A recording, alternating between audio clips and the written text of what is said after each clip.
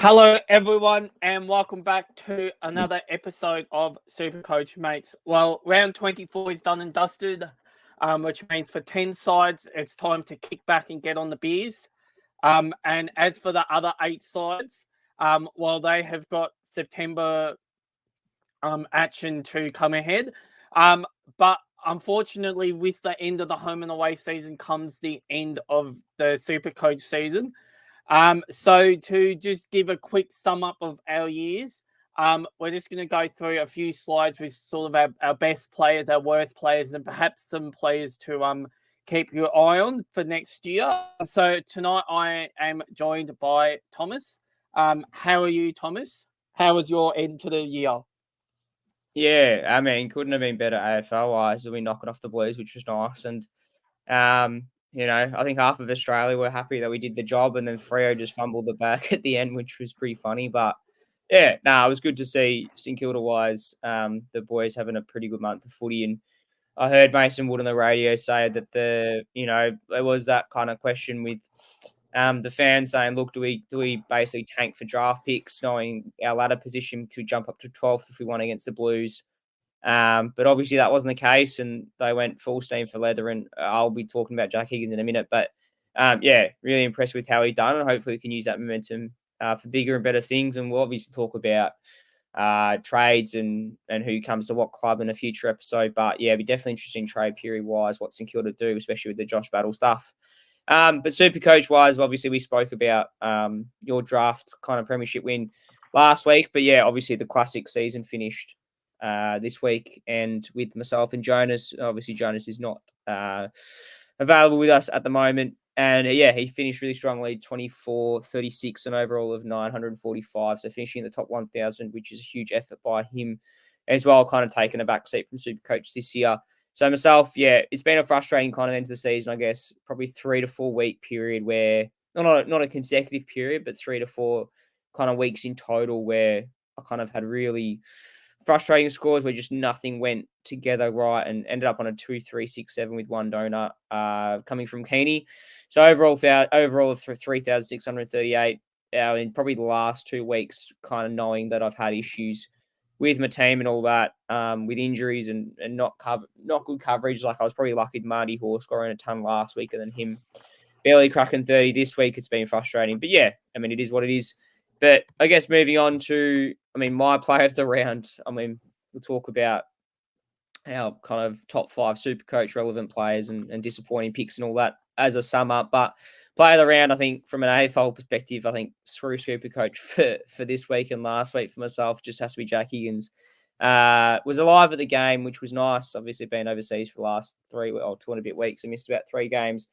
So nice to see St Kilda back in the flesh. And it was definitely a hotly contested game. I'm not sure I'm assuming you watched it on TV, Nath, but obviously, Yes, I did. Had huge ramifications of finals for Carlton. It was definitely noticeable.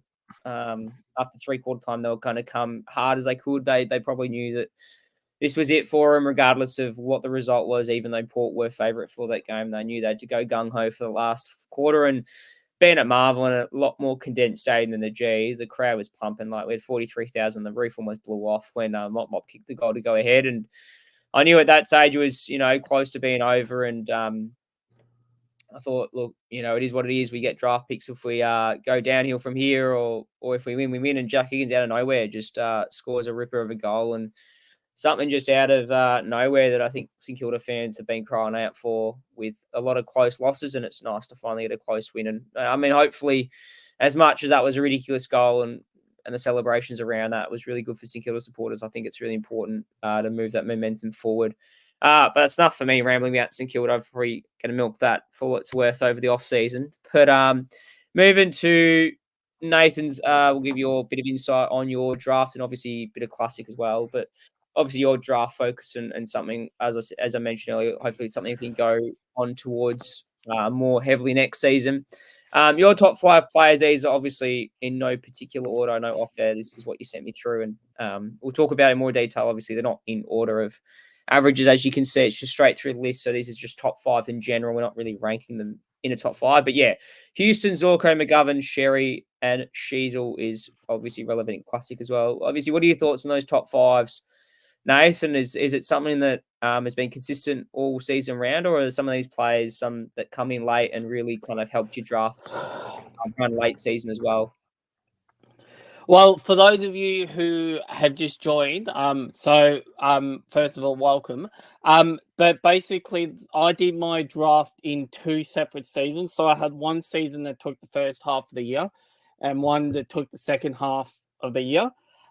So basically, for me, Houston was my number one player of the year because he was actually the only player who made both sides from the start. Which meant that I basically went out and selected him from the get-go. I was really happy with him. I was glad that he did what he did in that week and not 2 weeks ago, because it probably would have cost me my grand final.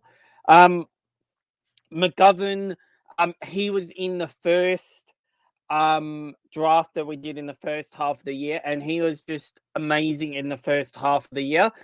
So much so that I kept having trades to try and pluck him away from me. And I held firm with him.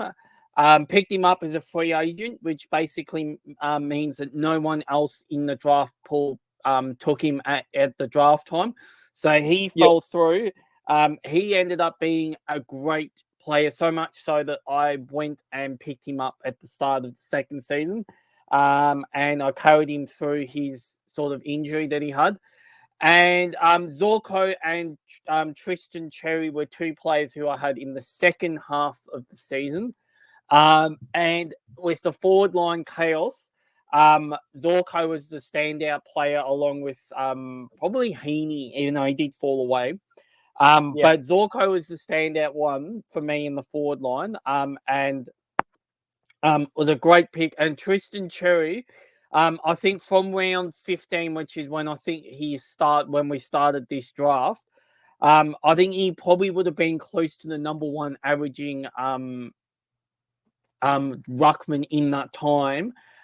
So that was an amazing pick. And I had a North Melbourne supporter in the draft who was very, very unhappy that I got to him before before he did. So I just rode Tristan Cherry throughout the season, and he delivered in spades. And then I just quickly picked one from Classic, which was Harry Sheezel. I picked him at the start of the year, sort of hoping that he might average, about 100 to 105. And I think the 118 average, I think, blew me away. I definitely wasn't expecting that. I think he ended up being the highest scoring defender for the year. If memory serves me correctly. I will just get that up now. But I believe he was the highest scoring I think he was defender across the year. No, he was the fourth highest, but he had the highest average. Right, So to come away with that as a second year player, I think is a remarkable result.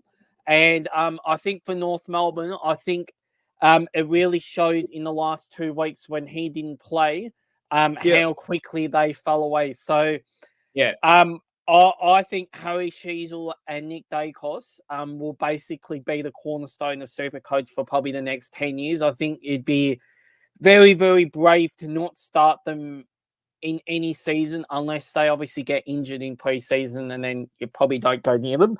But if they're fit and firing, I think they will be in a lot of sides to start the year. And I think Harry Sheezel might be a bit of a unique pick in saying that next year as well, because I think a lot of people will not pick him because of being a sole midfielder. But again, I think you'd be crazy not to start him. So the more people that don't pick him, the better, because at this stage, he will probably be close to my first pick midfielder next year, Harry Sheezel. So they were my top 5 players across the season. Yeah. Oh, nice one. Yeah, 100%.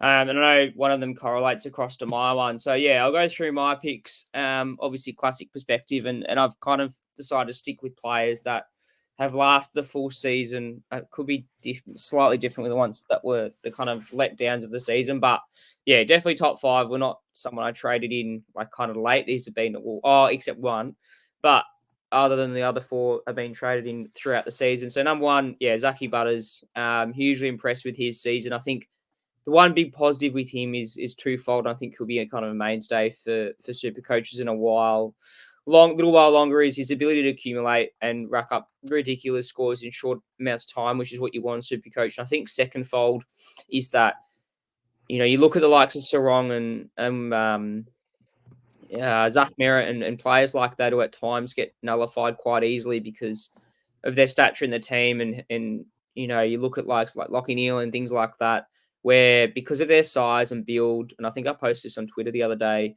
where essentially because of their size and build and their kind of accumulated nature, it's very easy if you just nullify them and have the ability to have a run with player on them.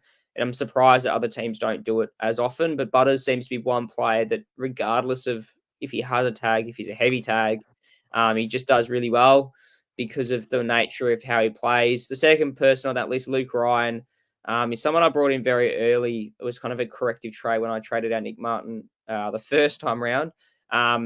Was really impressed with how he went. Obviously, he's been up and around that mark in SuperCoach seasons for a while now, and I think a lot of people didn't pick him or be underrated pick because of kind of how he seems to drop away in seasons, which he did to some extent, but I think he held together my defensive line early on, and I think that's why I kind of shot up the ranks very quickly early days, because Luke Ryan was in my side from the get-go. Sammy Flanders is one, I don't know, Nathan, about draft so much of how popular he was, but classic perspective, he was pretty much in everyone's F1, whatnot. He was just insane. I think dropped under the ton once, I'm pretty sure, and finished the season super strongly. And shout out, because he was my VC, which when everyone went Dacos, I think, oh shit, my score is really going to suffer here. But yeah, when he pumped out a 161 against the Tigers, was definitely a positive. Lloyd Meek is someone that, I brought in he was my last or second last trade, basically to facilitate a M7, M11 D7 swing, which at the end of the day probably didn't matter because I probably would have been benefited off by picking the best of the best with Sherry and Neil and whatnot. But Meek was someone that was a big risk with his price tag, having dipped a bit after injuring himself, having started so positively. And I think now he's very consistent, and he's a big reason why the Hawks are in the finals. I think his ability to nullify ruckman and his hit-outs to advantage are elite. So, yeah, he's super impressive. And Harry Sheasley, as Nathan touched on, I don't think he needs a repetition of what he's worth. He's a gun. He's a freak. He's a future captain of that club, and I think he's a mainstay in the defence for years to come. And I think having started him from day dot, when a fair few people off him, classic-wise, because of his price tag, I think was a mistake, and pretty much was ending up in everyone's sides. He's just such a powerful weapon, regardless of where he plays. But moving on to Nath's top 5 disappointing players, and these were players that, when I saw the list, was pretty reminiscent of players that really shut the bed classic-wise, and a big reason why players, if you started them specifically in classic, your rank really got impacted early on. But yeah, give a bit of insight on these players, Nathan, how they fumbled the bag a little bit, would say, in season 2024. Yeah, well, I'll start off with the 2 Adelaide boys, so Dawson and Laird. Basically, pretty much just summed up their club season. Yeah. Just really inconsistent and disappointing. They never really got going throughout the year. Especially Dawson. I think Dawson was one of the very few high-end players that I picked who actually I had confidence who would either maintain or go up from last year. And he massively fell away from last year. So for that, that's a massive step backwards. Touk Miller, I know Touk Miller had his injuries throughout the year. So at the end of the day, the 102 average probably wasn't that bad in the end. But considering the fact that I started him as a little bit of a cheaper option in that midfield, it probably backfired in the end for Classic. I know I didn't look at my Classic team after basically about round 2. So I can't really say much more about that. But I think for draft especially, I think he was a free agent both seasons. Like in the first half and the second half, which was probably really disappointing, to be honest. And Zach Williams, well, I think Zach Williams is on most people's do not touch again list. I think this was the year that he had huge hopes. He had a really good off season, trained the house down, looked like he was going to be well cemented in that Carlton side, and then for whatever reason, just did not get going at all throughout the year. And by the end of the year, he was playing as a forward. He was playing nowhere near where he was picked. So I think the last place you probably want to be as a super coach player is in the forward line, especially if you're a defender. So that was a massive letdown for Zach Williams. And Mitch Owens, I think, is a bit of an interesting one. I think the biggest issue with Mitch Owens was, you might be able to correct me here, Thomas, but last year he seemed to play a lot more. He seemed to get a lot more midfield minutes, which this year I didn't really see him in there that much, which might impact his 63 average. Because I think myself and a lot of other people, I think they might have picked him as a bit of a breakout forward who might go into the midfield, and build upon the year that he had last year. But he probably stagnated at best. Which I think when we get onto the next segment, I think it's going to make a really, really interesting proposition for 2025 and beyond. Because I think Thomas will know firsthand that the bloke can play. It's not like he's a dud. He can play. But I think the biggest factor for him is going to be the role that he has in that side. But yeah, I was a little bit disappointed that he didn't sort of build upon what he did last year. So yeah, well, again, as I said, I'll touch on Mitch Owens later on. But yeah, all 5 of these were probably the most disappointing ones that I had. It's a bit harder for draft because you sort of have to trade players in and out throughout the year. So there's some players in draft who you might not necessarily want to get rid of, but you have to for trade rules or for stuff like that. So I know, for example, I had Zach Butters, but obviously because I got offered someone who was sort of around the same, I ended up moving on Butters. Yeah. Which if it was classic, obviously I wouldn't have done that, and he probably would have been in my biggest successes of the year. But I guess that's just the nature of draft. But yeah, these 5 definitely from a classic perspective were probably 5 of the more disappointing players that I either had or when I look back for this segment, thought, yeah, you know what, they probably had a really down year and let's have a slight go at them. But I have faith in Owens. I think he can bounce back. I have faith in Laird and Dawson and Miller. I think they can all bounce back. But Zach Williams, I think, is safely going to be on my do not touch again list. I don't care if he's 123,000. I don't care if he's 102,000. I don't think I will go near him again. So they're my most disappointing players for the year. Yeah. No, 100%. I think Williams is just a what do you call it? A skeleton, basically. A tease? Yeah, ready to be injured at any drop of a tease? dime. But yeah, pretty much. But I guess a tease, yeah. Yeah, Dawson and Owens. Dawson and Laird in particular. Two that I guess are really reflective of how the Crows have really bombed out this season, and you just have to look at the showdown and the kind of ramifications that went out of that one, or what basically the fallout, and Dawson and Laird coming out saying that Rochelle shouldn't have celebrated and whatnot shows kind of where they're at as a club, and kind of maybe some fractions in there, and it'd be definitely interesting to see what happens come out of that next season, whether some players move on. But moving on to my top 5 kind of letdowns of 2025. And again, these are players that have been in my side, majoritively speaking, bar one, which we all know is the key forward in Curnow. But yeah, English has been incredibly disappointing. It was frustrating for an owner, and it really cost my rank, I think, at the end of the day, where I had Grundy to start with, then brought in Marshall, should have kept Marshall, even if he got that 60 injured against Port, and then brought in English when he was on form, and then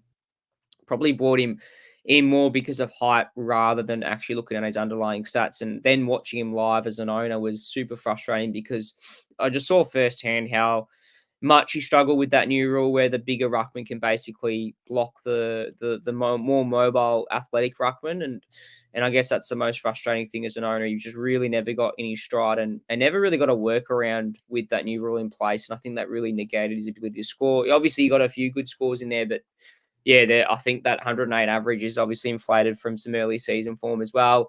Luke Jackson, number 2, super, super disappointing. Obviously, I brought him in as a forward later on in the season, I believe. I don't exactly know what Ryan, but he was one that I think I think Freo really have to sort out over the off season. We'll talk about this in a Freo podcast as a wrap up, but them as themselves as a club, I think they really have to sort out their ruck situation because I think Jackson as a sole ruck, similar to how Marshall goes about at St Kilda, it just looks so much more dominant and they look so much more dangerous. Darcy's an injury waiting to happen every second week, and I don't see Jackson long term as a key forward. I think he just gets lost in certain patches of the game as much as he did it for Melbourne to great effect in their premiership year. Number 3, Walsh is an interesting one. Probably Nathan might be a little bit surprised that Walsh is in there, but I think as a classic pick, we brought him in after his 2 best scores. Yeah. Wow. So disappointed as an owner for sure. I think I brought him in as everyone else did after he got those 2 ceiling scores at the start when he came back from injuries, but I don't think he's really hit the straps as everyone thought he was. I believe it was a Dr. SuperCoach podcast I listened to earlier on the season where I don't remember who the panel member was, but basically said, look, I wouldn't be surprised if it's Walsh's 2 best scores of the season. He kind of goes downhill from here and he really hasn't hit the strides. He's obviously got a few ceiling scores in there, but nowhere near that kind of 120 average, 115 average, or even 110 average we expected from Walsh. He just seems to accumulate a lot in comparison to someone like Cripps, but just really didn't use it that well and had to, get 35 plus touches to score. Curnow, we all know my love-hate relationship with key forwards. Super, super frustrating year with Curnow. I guess it's a hard one because he was injured. He was clearly hampered by that ankle, probably more so than we expected. Definitely scored a few great scores in there, but they were kind of inflated because of the number of goals he scored in a game. And just when he didn't score, he just really suffered. I think there's a clear difference between Curnow and Hogan this season. Hogan, obviously, comp medalist. I think with him, I don't exactly know remember where I heard it from, but something along the lines of essentially all the ball was going through Hogan, but in regards to Curnow, he's obviously got Mackay there as well. So there's a difference where Curnow and Mackay kind of target forwards and the ball being kicked to them to finish off the work, whereas Hogan in particular was used as kind of a leeway or a passageway to the forward 50 a lot of times, and he obviously scored as well. And Bailey Dale is one who's been, I would say, unlucky to get top 5, but yeah, it was just a bit disappointing in patches when I needed him to score the most. Wow, Bailey Dale as well. Yeah, he was one that I guess you could probably throw a few names in there, but Dale was one that I think, especially in the back end of the season where I needed to score quite nicely to help my team kind of on life support a little bit, get across the line. But he was one that scored a few 40s in there when I really didn't need to. And it seems like I can't see him being a pick next year unless he does go cheap again, just because he is a bit inconsistent in comparison to some of the others. But yeah, those are my top 5 and most kind of biggest letdown picks, but they could have been probably a blanketed 10 there as well. But moving forward to these are kind of combined between me and Nath. So top 5 ones to watch in 2025. I'll talk about Owens and Philippum in a separate in a minute, or separately in a minute. But yeah, be interested to hear Nath's opinion on McKercher, Petrarca, and Oliver in particular. More in particular, we all know Kurt should be almost not a lock, but close to a defensive option for next season if he gets that eligibility, especially if he does get DPP as well. But Petrarca and Oliver, Nath, what are your thoughts on those?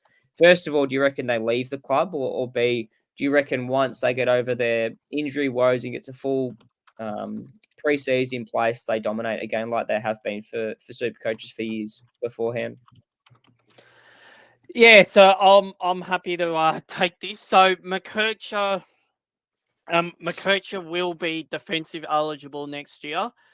And I think with the loss of a few players into the midfield, in particular, Sheasel, Dacos, and I think there were a couple of others as well that got flagged. Yeah. But I feel like that McKercher might be a Harry Sheasel Mark II. In that 85 average, I can really see that lifting Yeah. up to about 100 in his second year. He's a great kick. And I feel like now that Sheasel's a full-time midfielder, basically, I feel Yeah. like that McKercher, or Rooster as he's called, will become their main weapon off halfback. So I feel that he can be the Harry Sheasel of this season. I probably wouldn't be expecting 120 average. But then again, I think he's that type of player who I think can end up at that point at some stage. Whether or not it's next year, I don't know. As for the two Melbourne boys, well, I'll start off with Oliver first. I think Oliver's the pretty obvious one. Could not have had anything go worse for him this year than what he did last year, than what he did this year. He came back unfit. He had all the personal health issues at the start of the year. And then even when he was playing, he wasn't having the same impact as what Yeah. he was. So I feel like that if he can stay out of trouble and or leave, regardless, but if he can commit to himself and realize that he is a great footballer, because he is a great footballer. Yeah. There is no reason for me why I can't see that average go back up over 115, like it has been for basically the last, 5 or so years. So I believe I had a look. I believe I had a look at an article. So I believe he's going to be priced under 500,000 next year, Yeah. which I think will be the cheapest since his second year that he played in the AFL. So the consistency's there. It's just up to him now to prove whether or not, if it's just up to him now to basically show whether or not he wants to be the same player that he was. And as for Petrarca, he was probably in the same boat. Melbourne's game plan that they went with in the first half of the year didn't really suit the way that he played or the rest of the side. So I know I wasn't here in the first half of the year, but Melbourne went away from what made them the side that they were, and they Yeah. became this kick mark side, which Melbourne don't have great kicks in their team. And it took away that contest to contest player that Petrarca and Oliver were. And I feel like that in the back half of the year, they sort of went back towards that more contested brand, because that's who they are. Like, they're not going to be able to just suddenly reinvent the wheel off one preseason, because they got worked out. And then I think there was that mid-season point where they're like, we're just going to basically have a mixture. So I think it was a very confusing year for a lot of Melbourne players. And I just feel like with a longer preseason and a fresh reset for Melbourne, I feel like that these two in particular can really spike back up in their averages again. I think they still are Melbourne's two most important players, alongside with Gorm and May and Lever. So Melbourne need them to be at their best for them to have any chance of bouncing back into the 8. So I wouldn't be surprised if both of these guys were 110 plus averages. So for mine, they're probably going to be the club that I look at the most in the off season, because I want to see what Petrarca's doing, what Oliver's doing, what the club are doing, whether or not they're going to address these off-field issues, whether or not Petrarca and Oliver themselves are going to actually stay at the club. Yeah. And if they do, what fitness are they in? How motivated are they? How are they going with their pre-seasons? Do they want to be at the club? Do they still have the honor or the pride to pull on the Demons jumper and go again? So they're the real questions that I'm going to look at.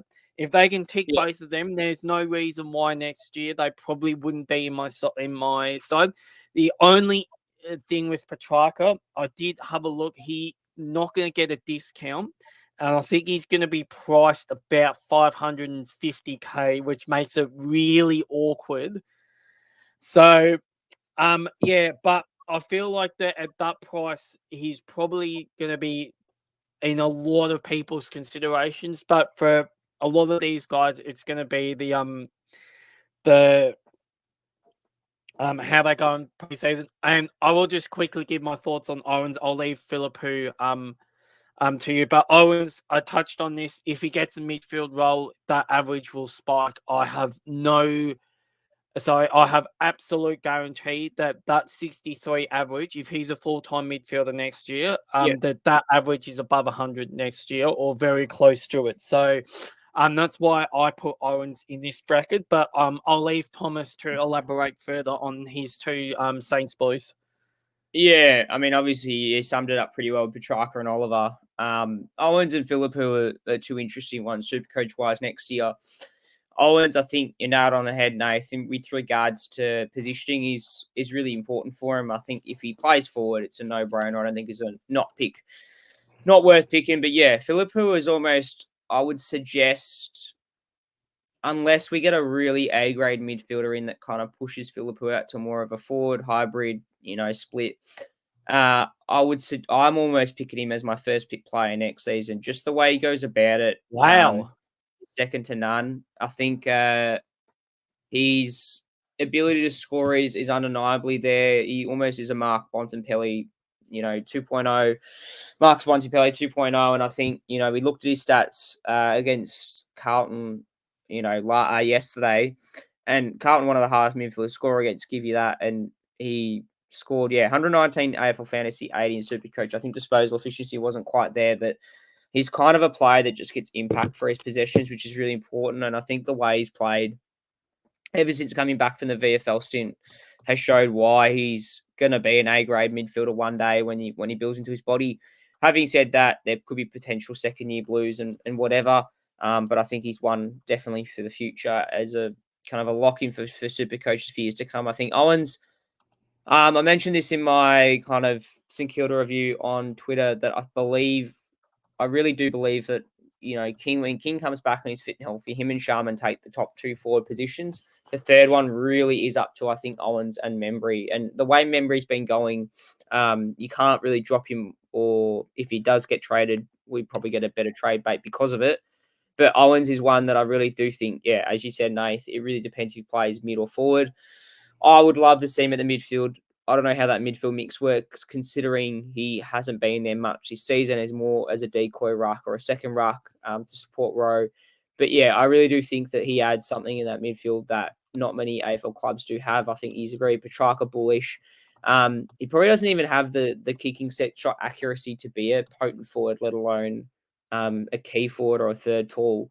So he's one that I really could see dominate the midfield, whether it is that we need him up forward at the moment with the injuries we've had and no consistency for a third forward. But with Membry hitting form and King hopefully fully fit, you've got Caminiti thrown down there as well. I really hope that Owens gets a bigger stint in the midfield as well.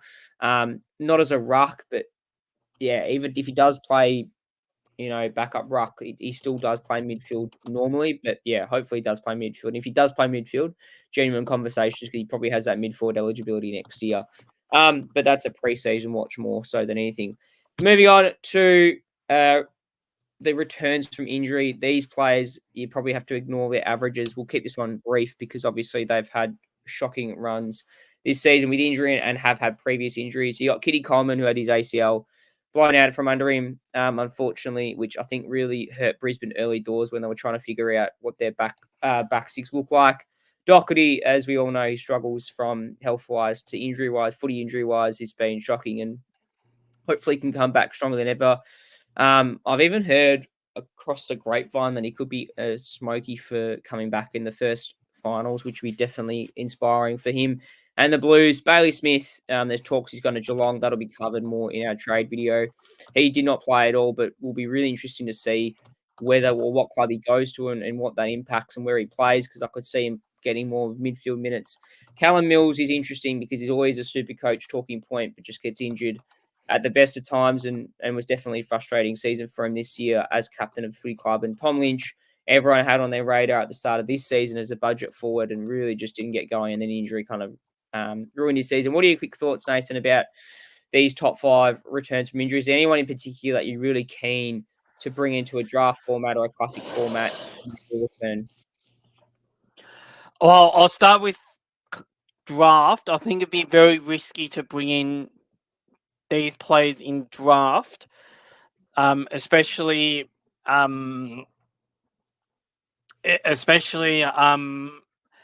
probably guys like, I think it'd be quite risky to bring, but in saying that, it'd probably be even riskier to bring some of them in classic. I probably wouldn't be touching Tom Lynch in classic. Although I did read that he is going to be priced at $201,000 next year.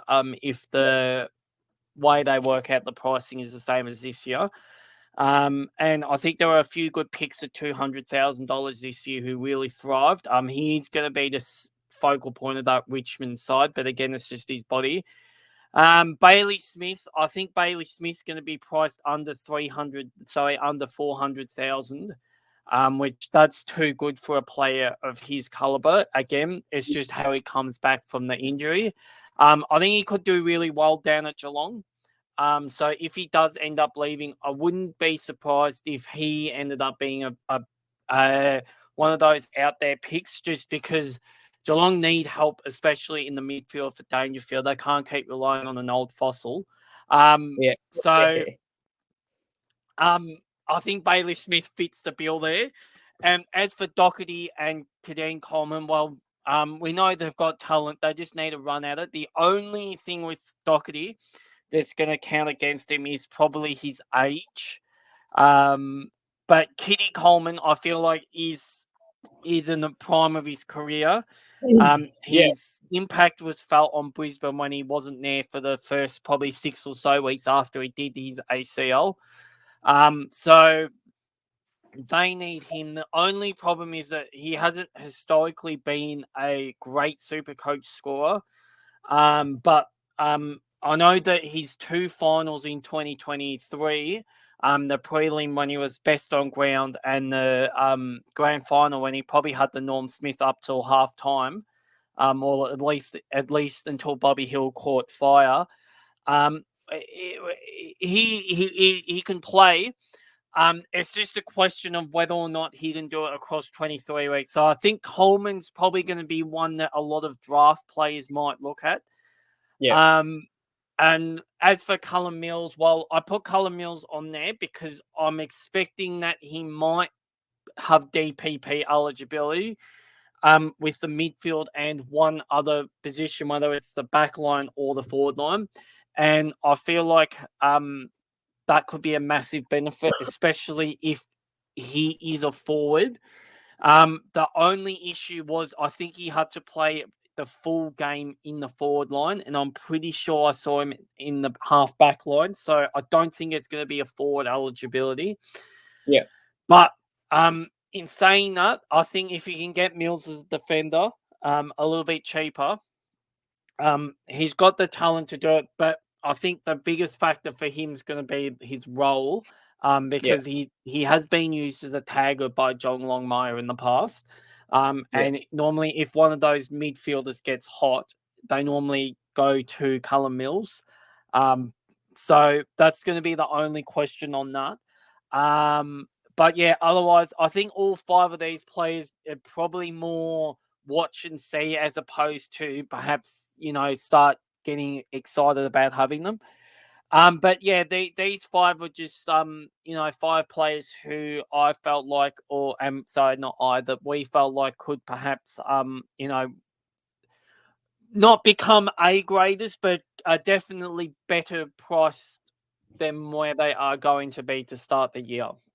Yeah, no, 100% agree. And hopefully we'll see some, if not all, return fully fit in season 25 and hopefully enter a few of our classic or draft sides. I think just off the bat, I think Doherty and Kitty Coleman are 2 in particular, 3, including Bailey Smith. I think the top 3 there are going to be really interesting talking points come when they're fully fit. Kitty Common in particular, with how well Zorko did off the half back line and how that impacts the partnership and all that sort of stuff. I can only see Brisbane being an even better side with Kitty Common in the side. And yeah, I think Bailey Smith is a really interesting talking point once he finds a new home. And if he does find a new home, I think we'll see the best of Bailey Smith come season 2025. But quick Q&A. We'll keep this really brief. I didn't realise we're pushing the 40-minute mark. So we'll keep this kind of more one-word answers or couple sentence answers, Nath.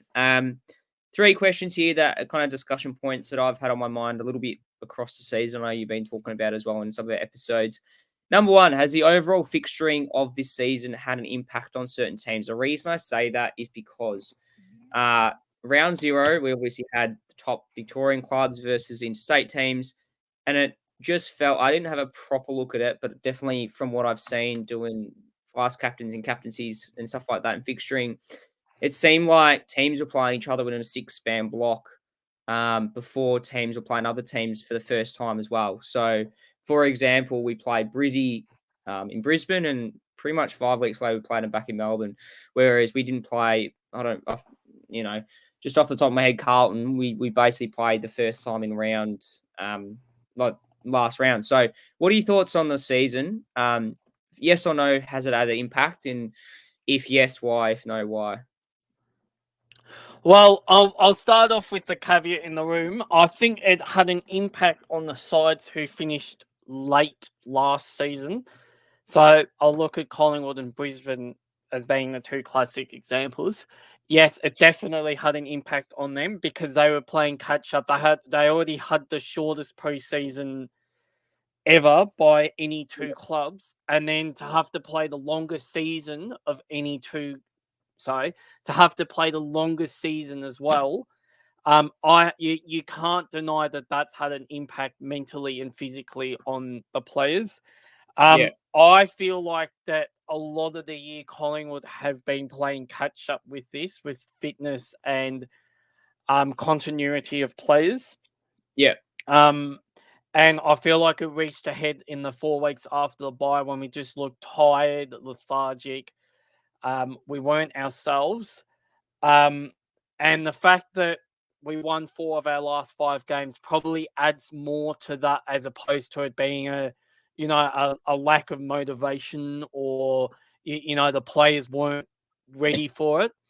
So, yes, I feel like that as a supporter of a side who was in the grand final last year, I feel like it definitely did have an impact on our season, but then also the other 10 clubs who didn't participate, because the clubs who did participate in that opening round had the extra bye in the middle of the year.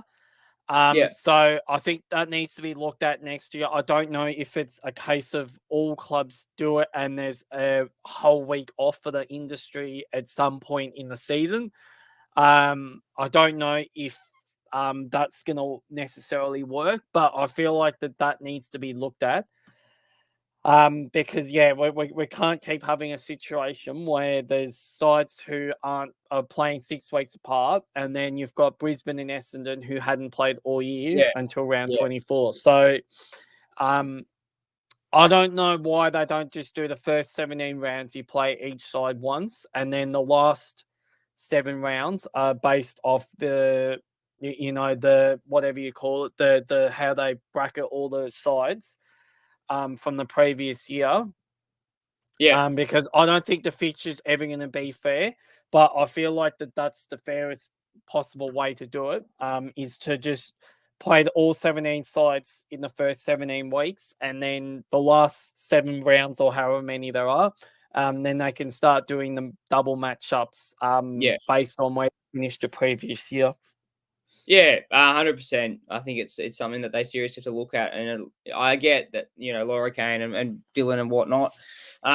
It's their first season the helm, but I mean unacceptable is probably a little bit harsh. But yeah, I think they got way too ahead of themselves with this round 0 bonanza, and it really I don't think impacted anyone in particular. I don't think it had any real positive impact with crowds, and it was more of a TV deal. I don't think fans really got involved in it. I think it just came a week early, and it's not really making much sense when half the competition still have their bye. But we'll continue swiftly onwards. Yeah, and as I said, I think it really needs to have a rehash for next season. Has the umpiring improved or gotten worse in comparison to last year? What needs to change? So, quick yes or no. Has it gotten worse or better? Oh, sorry. Quick one-word answer: word or better, worse or better, and what needs to change? Probably make it, well, rather than we'll ramble on about a million different umpiring issues. What's the one thing that needs to change if it does need to? Which I Well, know what you're. I think it's gotten worse. Yeah, What needs to change is absolutely nothing. Just settle the rules down. Let the umpires just get used to these new rules, because I think they're being hurt more than anyone else by the constant changing of of rules. The only other thing I would say that needs to change is that they need to become full time. yeah, Because I have no doubt that full time umpires will have a massive, massive impact on the quality of the umpiring that we've seen. So they're my thoughts on it. I'll save the rest for the later on. yeah. No, 100% agree. I think holding the ball needs to really get a rehash. I think if you try and explain that to a new AFL watcher, they're going to get confused like anything. Fans are now saying ball at the drop of a dime, really, and not having any idea. I think umpires don't really have any idea what they're going about. They're holding the ball rule, but we'll save that for kind of off season talk when it comes to it. But the last question before we move on to Nathan's rant. Should teams in Victoria, and this is obviously a finals gear question, and one that comes up every season. I think St Kilda had the issue last year. Geelong gets it every year.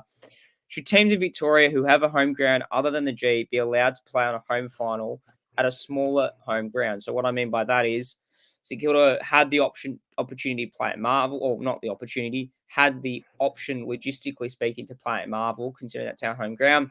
Ended up playing at the G, probably wouldn't have made any difference, but we would have had 50,000 there, whatever the max capacity is. I think they had 60, 70,000 at the final last season, so not that much of an increase.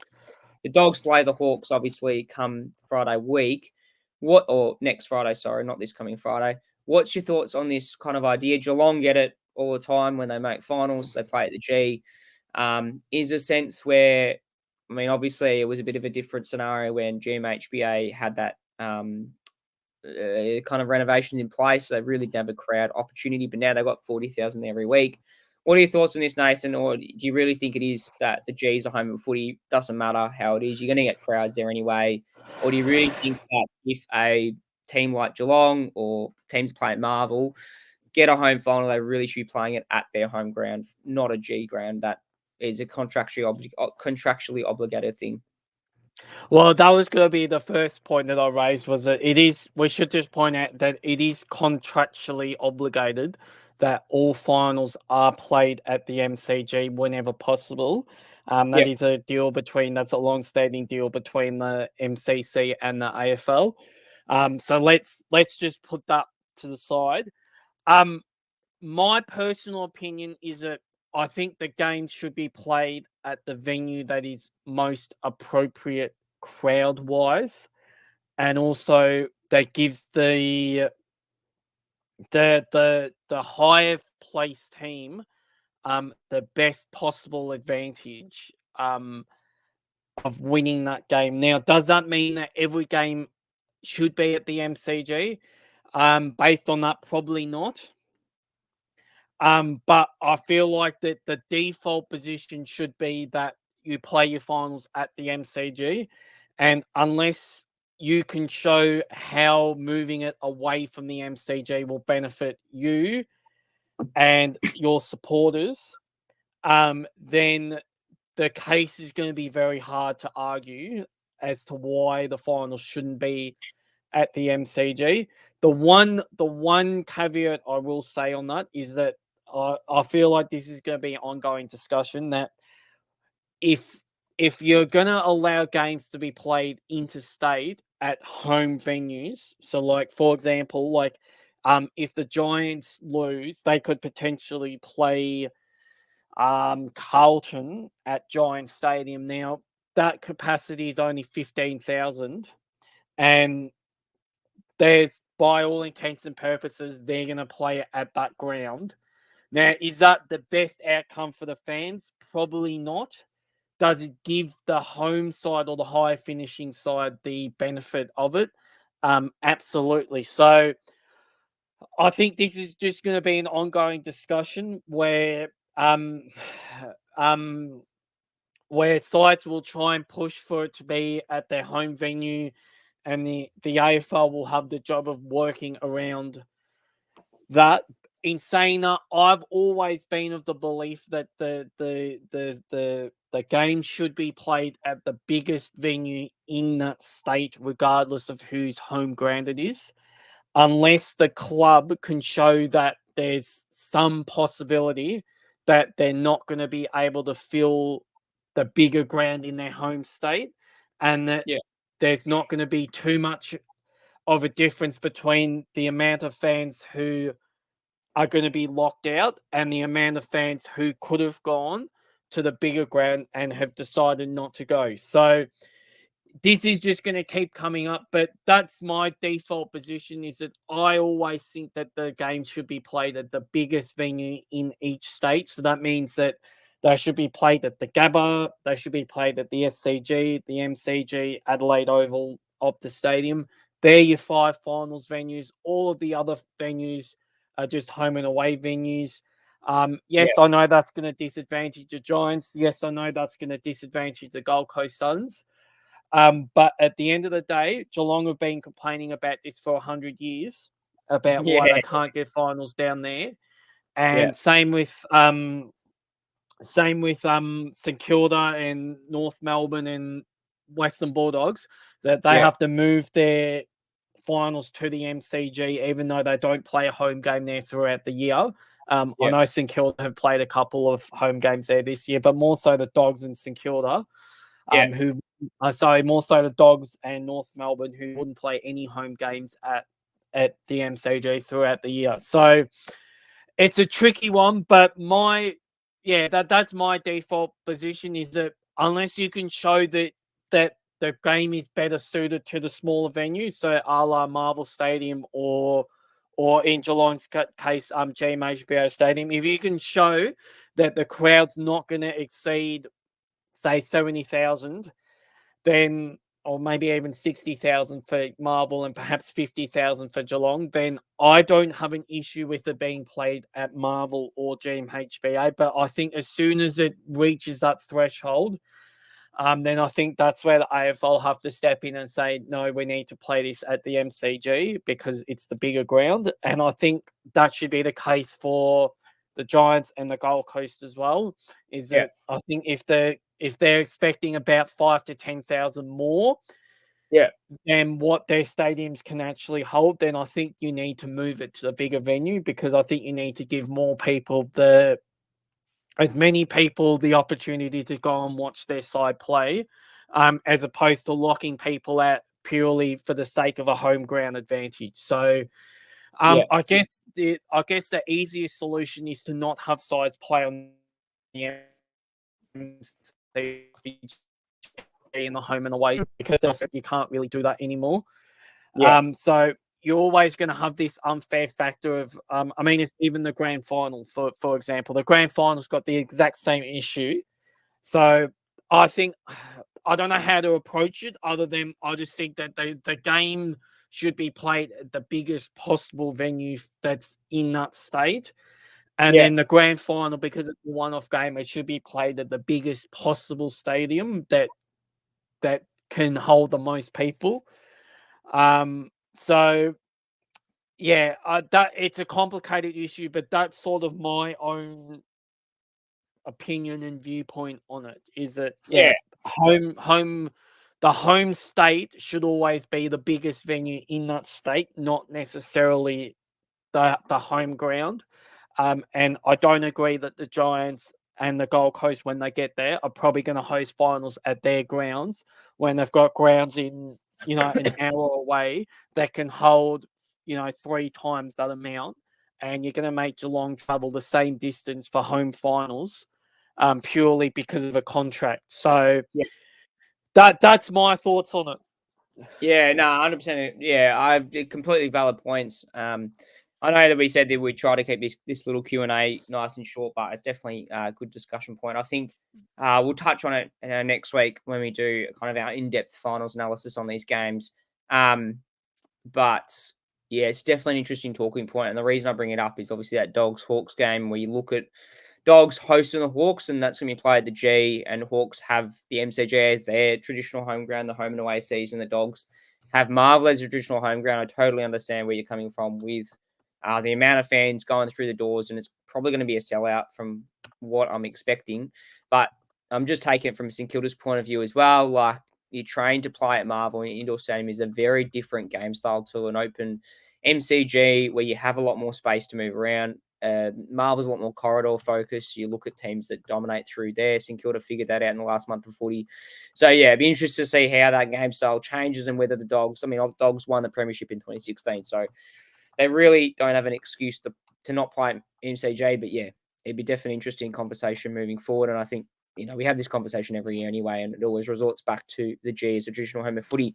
But moving on, before we head to our kind of mini preview, and Nathan's going to give a rundown whilst I talk about kind of the final ages of the giveaway, which we've got a bit of a surprise in store for you guys as a bit of a big thank you to sticking by us by round 24, is Nathan's Nags. And I know he's hopefully not going to blow up before the final series, but he's got 3 targets on his radar. One of them's an umpire, so I'll probably say be careful with what he says, but no guarantees. But take it away, Nathan, and I know you've got a few radars on your target.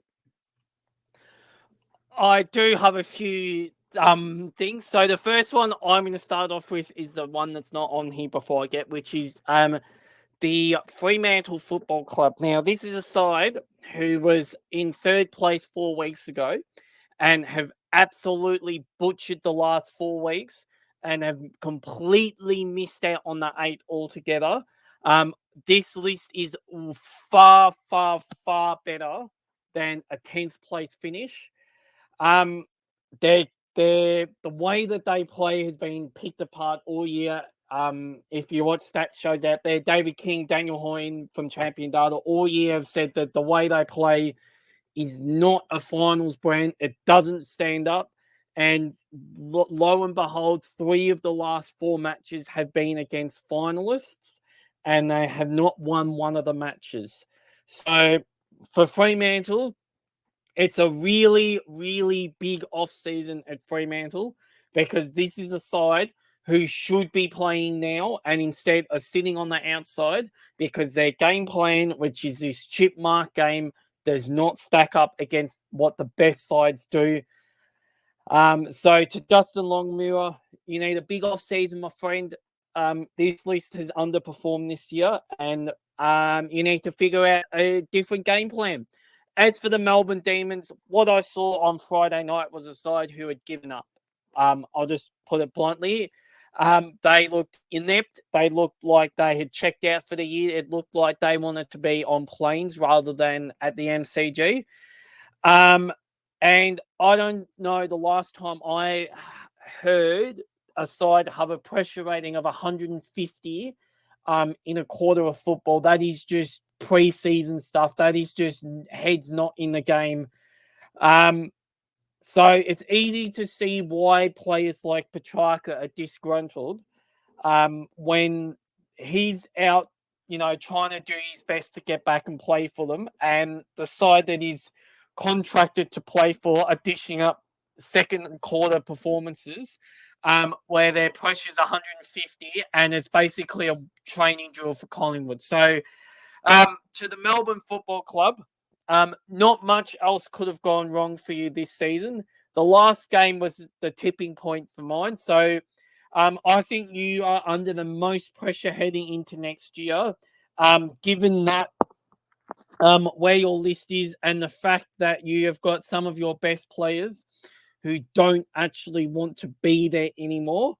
And the last one is Matthew Nichols. Now, I've been toying away with this all year, but I want to take everyone back to round 11, which I know is more than 3 months ago. And his decision to ping Lockie Sullivan to for not giving the ball back to the umpire. I know people will say that under the rules, it is a free kick, but this is part of my problem with the umpiring, is that this rule is so inconsistently applied that this was someone who wanted to insert themselves into the game. Now, it goes to 3 months later, and Collingwood miss out on the finals by percentage.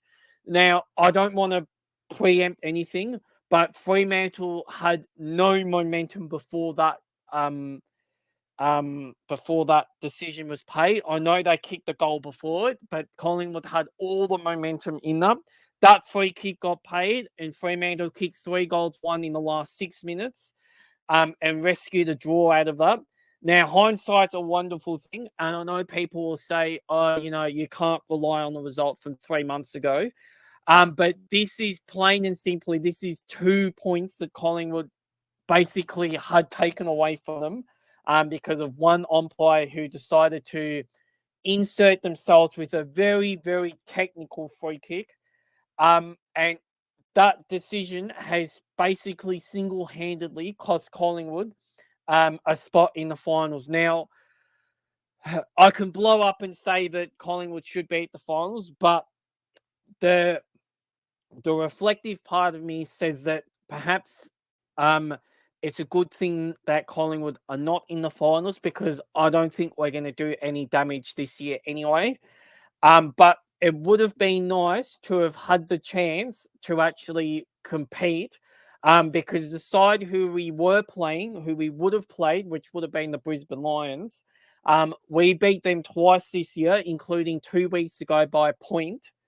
And because of one umpiring decision that was a very technical free kick, that is probably only been paid twice for the whole year, has cost Collingwood a spot in the final. So I know people will come at me and say, oh, you shouldn't be in that position, and, you should have won more games. Yes, that is absolutely correct. I'm not going to argue with you on that, but I will argue with you and say that this decision has cost Collingwood 2 points, which, if all the other results had have gone as planned, Collingwood would have been in 8th spot now and preparing for finals. And instead, they're enjoying a preseason that perhaps is going to hurt. So, to Matthew Nichols, to Laura Kane, to Andrew Dillon, this is the biggest issue right now in the game. I don't care what you say about how good the umpiring is. It is at odds with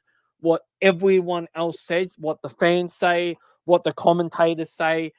And this mess needs to get sorted out, because you can't have a situation like this incident here, where the commentators have absolutely no clue what is going on, and they're calling for common sense. And the umpires are choosing to insert themselves when common sense should just play out. And if common sense plays out, I mean, you can't go back in time. You can't change what happened. But you would probably say there was a much better chance of Collingwood winning that game than giving up 3 goals, 1, especially when Collingwood had all the momentum. And I know people will say, the North Melbourne 50, yes, it should have been there.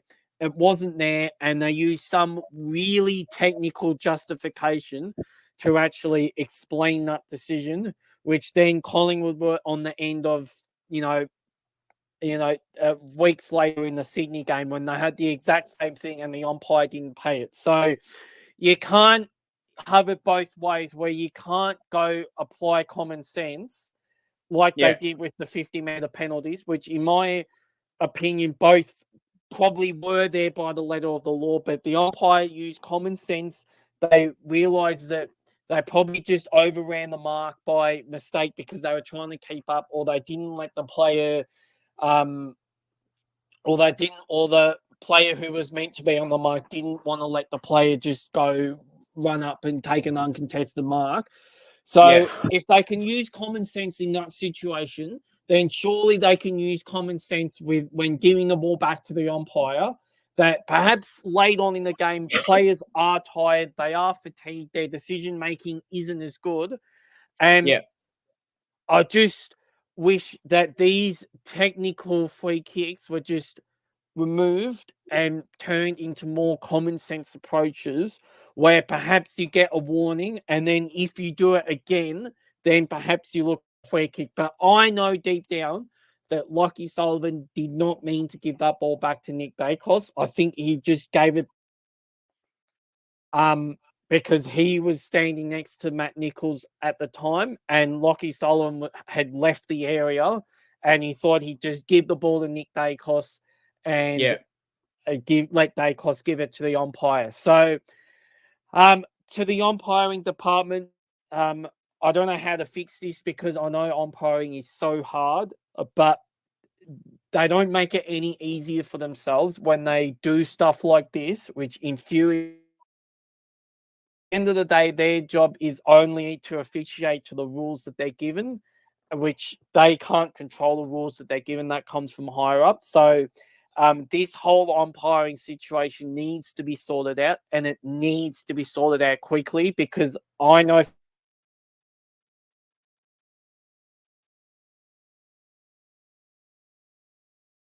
I'm not sure if we lost Nathan there for a minute. Hopefully, I think we've had audio issues off air as well, but hopefully he pops back into the screen in a minute. Hello. Yeah, we're back. We're back.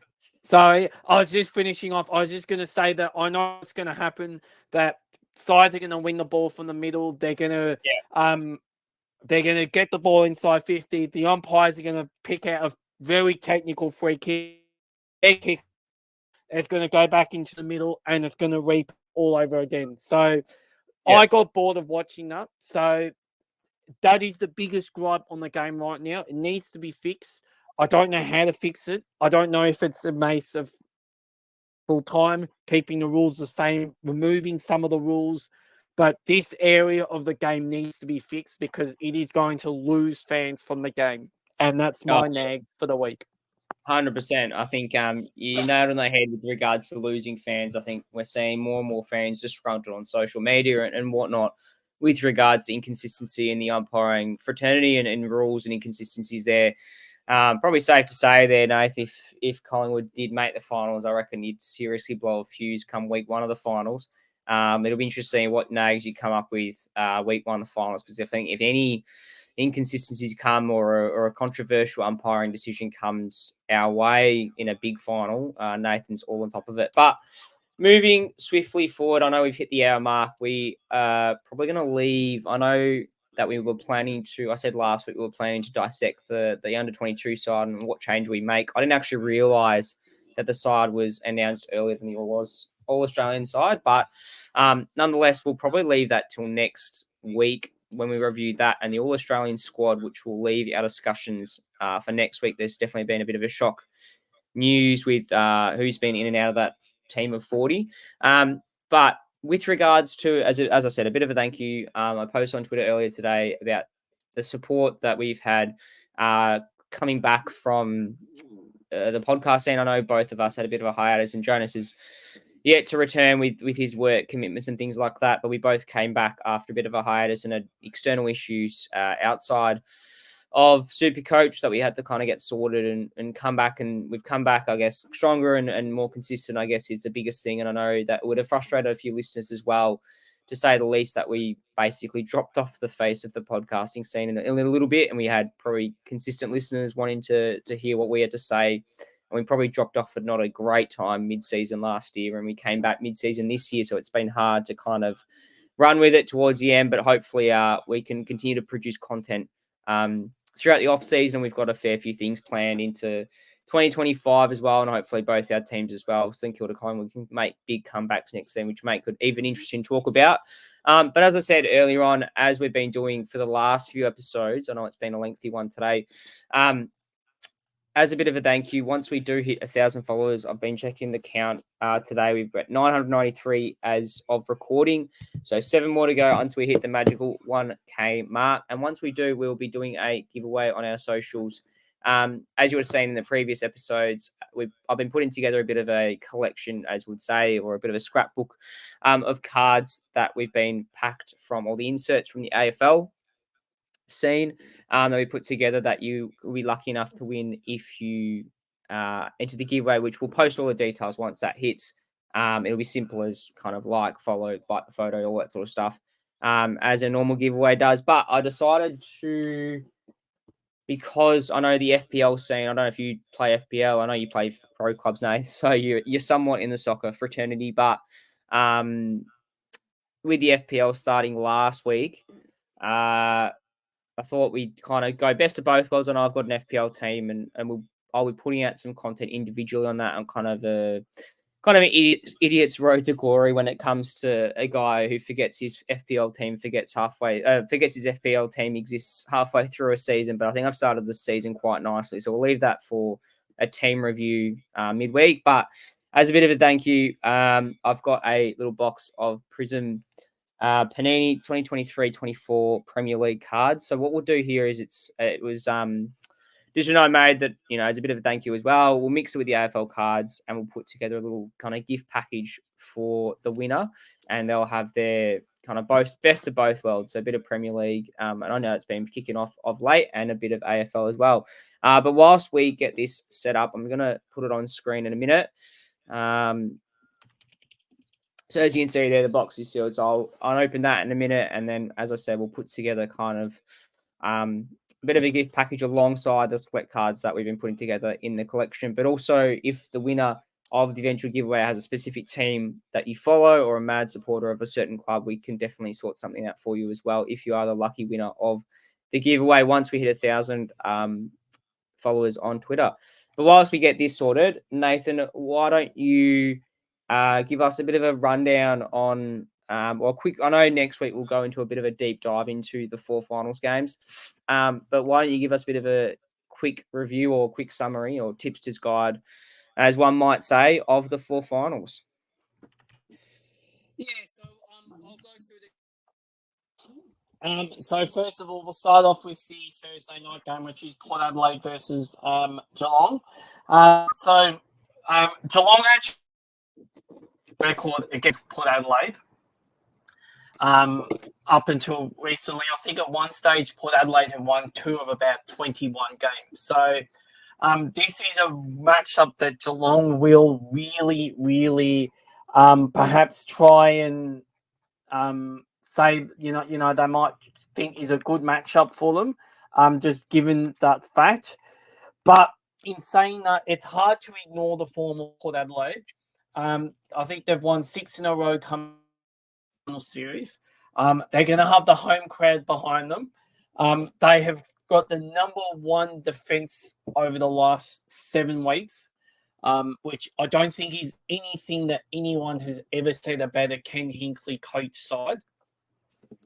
I think they've probably got, in my opinion, the weakest side in the top 4 first up. So it's Port Adelaide's best chance now to make a grand final, given that they've probably got Geelong.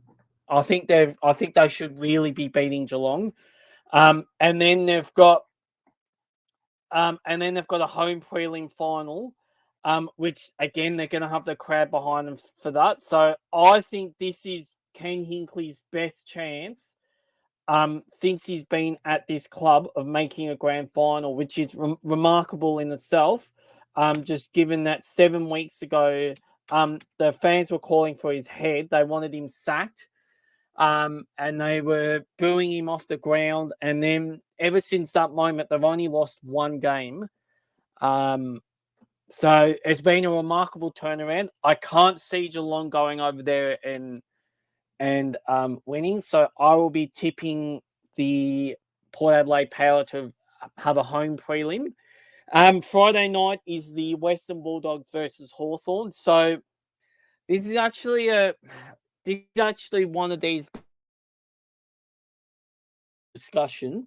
I think if you ask Luke Beveridge and the Western Bulldogs, I think they would much, much prefer this game to be at Marvel, given the fact that Hawthorn play the MCG so well. I think their last 3 games at the MCG, they've won by an average of 10 plus goals. And they've been Collingwood and Carlton in that time as well. So it's not like they've been, Richmond or, bottom three sides, for example. They've been genuine sides. It's actually a kind of a shame that one of these two sides has to leave at this stage, because I think these are the two sides who can actually win the premiership from outside the top four, because I don't think the trouble's going to be a factor, because I think they're going to play here, and then I think they're going to play Geelong the following week, so they'll be back at the MCG again. Again, Geelong supporters, that's another topic in itself. And then they'll go to Sydney, and then they'll be back in Melbourne again for the grand final if they get that far. So I don't think trouble's going to be a factor for this. Look, at this stage, I could not confidently tip any one of these sides. But if you're going to put me on the spot, I'm going to lean very, very slightly towards Hawthorn. And that's purely because of the fact that the game is at the MCG and not at Marvel. If it was at Marvel, I would probably slightly swing the other way. But again, I will reserve my right to change that tip as we go along. The Saturday afternoon game is Sydney and the GWS Giants. Now, interestingly, the Giants have never lost to Sydney in the final. They've played 3 times and they've won all 3 times. Now, the factor in that is that I believe 2 of those finals have been at the Olympic Stadium in Sydney. And Sydney Swans historically didn't play that ground that well. And this final's going to be at the SCG. And I feel like Sydney are hitting their straps just like Collingwood did last year. I think this is Sydney's best chance of winning a grand final as well, along with Port Adelaide. I think the Giants will give them a good run for their money. I can see this game being quite high scoring, just given the way that both sides want to play. But in saying that, I think I will be leaning towards the Sydney, again, purely because of the ground. I think they play the SCG better than any other side, obviously. And I just think that the narrowness of the ground might take away a little bit of that Giants slingshot that they play off halfback. And then the last game, the Saturday night game, is Brisbane and Carlton. I think Carlton are very lucky to be in the finals to begin with. They basically fell in because a side couldn't win. So they are as banged up as you can be. And Brisbane, I think Brisbane are going to have a lot of soul searching this off-season, considering the fact that this is their 6th go at winning a premiership. I don't think Brisbane can win the premiership this year. I think their record away from the Gabba finals is 1 win and 3 losses. And even that 1 win was they were behind by like 4 or 5 goals at half time. And it basically took one player to shift that entire game and put it back on Brisbane's terms. So the fact that they're going to have to win 3 finals away from the Gabba to win the grand final, and their record is 1 and 3, doesn't give me a lot of hope. In saying that, though, I think this is the only game that I will confidently go with a side, and that is the Brisbane Lions. They are probably the best side at their home ground. I know Carlton beat them earlier on in the year, but again, as I discussed earlier on, I think the extra 2 weeks of preseason that Carlton had may have made the difference in that. And also, I think Brisbane were a little bit shocked with losing Kadeem Coleman when they were flying in that game as well. So I will be tipping Brisbane in that game. So my tips at this stage are Port Adelaide, Hawthorn, Sydney, and the Brisbane Lions. Yeah, nice one, Nath. I guess whilst we finish ripping these open and come to the end of the episode, I just want your quick thoughts on, I guess, as I said, we'll go into a lot more detail with the finals or the final 8 next week in next week's episode as a kind of a final or bumper finals preview. But I just want your quick tips moving forward. I guess do a bit of a predictor into what do you think will be the eventual grand final. So essentially the pathway to the grand final and how the matchups will look like. Not necessarily a preview of the matches per se, but the winners and then the eventual movement into the grand final. What are your quick thoughts on that one? Yeah, so if we start off with my thoughts, so I'm gonna tip based off what I've gone with now. So I'm tipping Port Adelaide and Sydney to make the prelims, home prelims.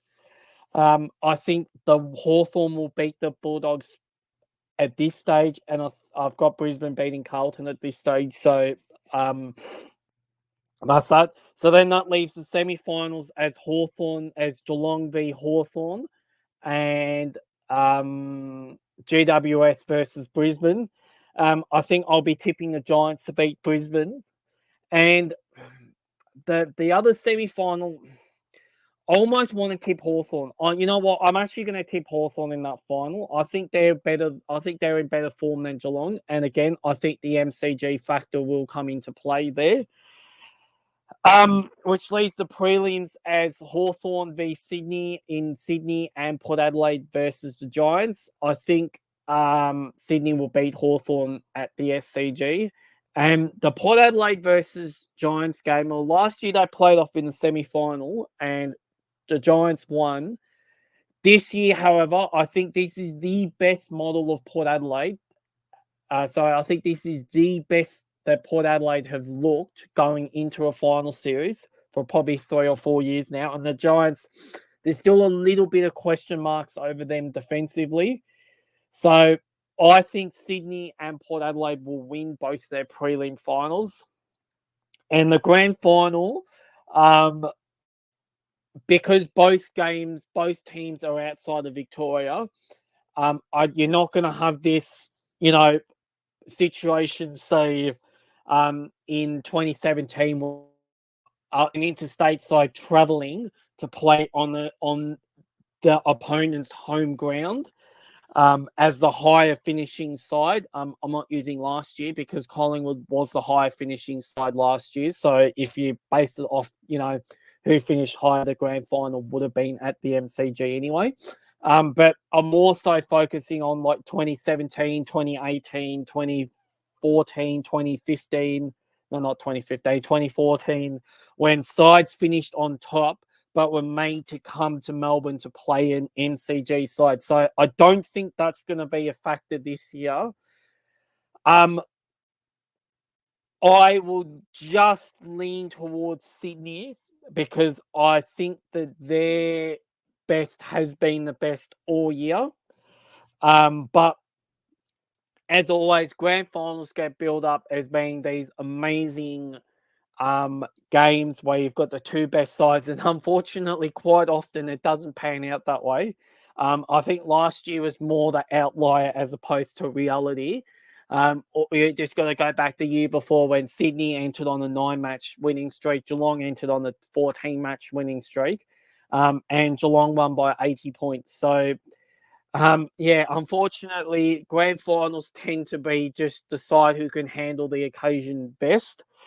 But there are some stats actually behind who wins grand finals, which I won't go through it now, but I might share it in a later episode. But most of those stats that actually have stood up in grand finals, I think Sydney will have the upper edge on Port Adelaide. So that is why I'm going to go for Sydney Swans. But I wouldn't be surprised if Port Adelaide won or the Giants won or even the Dogs. I think if the Dogs can get through Hawthorn, I think it really does open up for them. But in some ways, I think their hardest game is probably going to be the side who they've actually got this week. So, it's anyone's guess, but my tip is going to be the Sydney Swans at the minute. Yeah, nice one. I think I'm on the same bandwagon as you, Nath, with regards to Sydney. I think they've got a pretty much free ticket into the grand final if they play their cards right. But yeah, as we said, it'll be definitely interesting. And we'll go into a lot more detail with opposition matchups, kind of players to look out for each finals game come 2024. But that's all we got time for today. As we said, we'll be joined next week together and go into a lot more detail with regards to the 2024 final series. That'll be definitely an exciting one for sure. As you saw whilst Nathan was talking through that finals review, I was going through those packs we'll put together. You can obviously watch it through yourself. Every pack is obviously a few good players in there. I will do that as a kind of a gift package. I'll put one together with regards to the AFL cards and then the FBL card. Sorry, not FBL. The Panini Premier League soccer cards as well. And the lucky winner can get a bit of best of both worlds with regards to the Premier League and the AFL. But other than that, really appreciate your support throughout the season. Hopefully, you want to SuperCoach grand final yourself. If not, so be it. It is what it is. SuperCoach is just a game at the end of the day. And hopefully, if your side isn't playing in the finals come next week, you can enjoy a bit of a Mad Monday. And yeah, we'll catch you next week for the finals or the first week of finals review.